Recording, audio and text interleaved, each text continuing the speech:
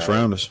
2 first rounders from Clemson, man. Murphy went to the Cincinnati Bengals. Shout out to Bengals. You already know what it is. And I think Bresee went to the Saints. A little spin move, and he just leaves the left guard there, 59, Kenyon Green, just wondering where he went. He couldn't get him down, but make no mistake about it, Bryan Bresee forced that sack.